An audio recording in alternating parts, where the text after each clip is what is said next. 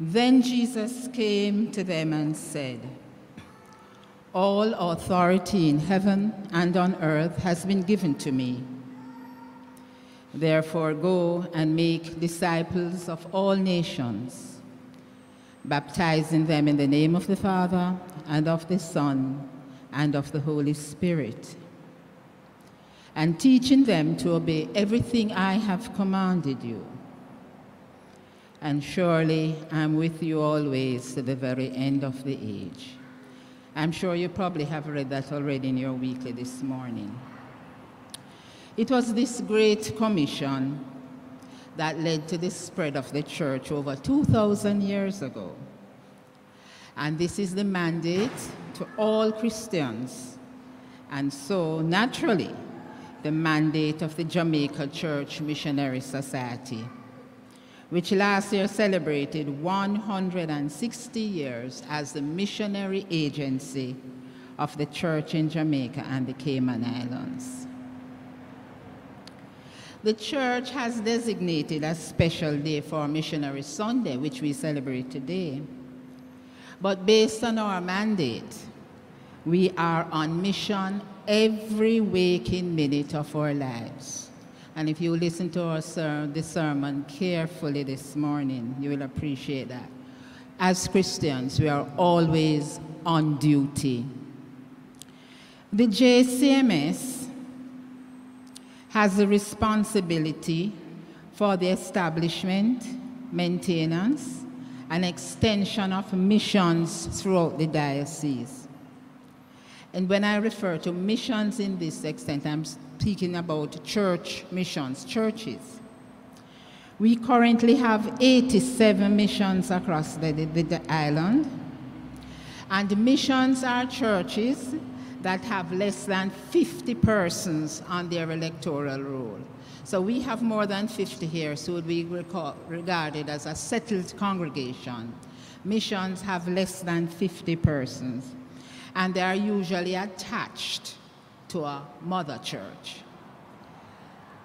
If the numbers grow to be more than 50, then they can apply to be a settled congregation.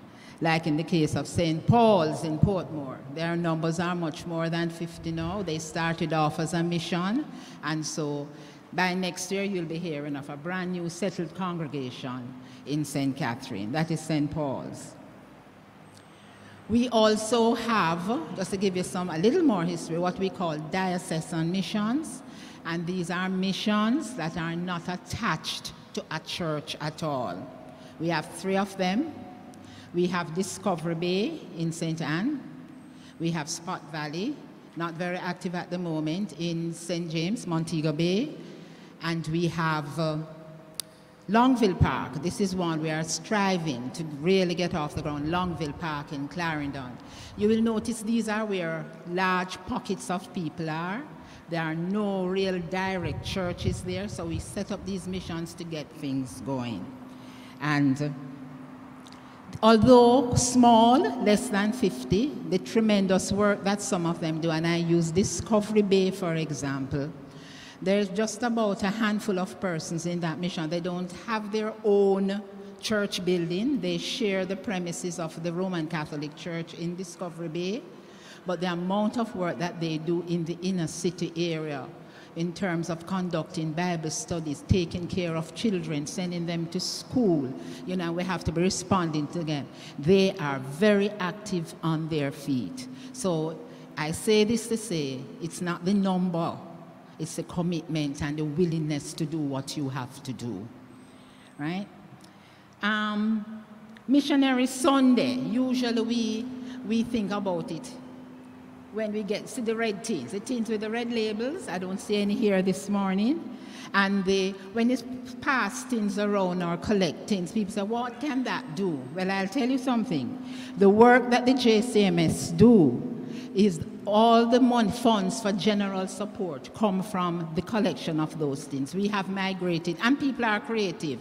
Because when we can't get things, people have put money in the envelopes, label it for missionary. I see a big plastic bag this morning. Also, as long as the funds come in, we use it. And they assist the churches that have very little support or difficulty supporting themselves. You can imagine that a church with some of them under 30, they still have light and water and all that to pay. So therefore, they need help, and we use these funds to assist them to do the work they have to do. We use the funds like to help Discovery Bay. They pay a little something to the Catholic Church to use their offices, to use their building on a Sunday afternoon. And where do they get the funds from to do some of the things they do? And we help. And I'll give you some examples. We not only help the mission, mean those churches, I'll give you a few more examples of things that we do in support of missions. After Hurricane Gilbert, you might not know this place, St. Barnabas Mission in Enfield, St. Mary, had to be abandoned because the hurricane completely destroyed that church. But you know, that small congregation decided to press on, with or without a building. And how often have we heard that the church is not the building? And in 2013, they started meeting in the schoolroom, the primary schoolroom. The government gave it up, they took it over, and they approached us and said, help, we're going to set up church here. Some of these funds we collect were used to help them to renovate that school building. And so they now have church there frequently. That's where they have their church services. I'm going through quickly, I know my 5 minutes going. But when I hear of things like these, and I assure you too, you'll get excited about the mission, that work, and what we do. Whenever it rains heavily in the eastern end of the island, Portland in particular, I send up a special prayer. I get nervous. I recall a few years ago, and you heard Father talk about climate change and what it is doing to us.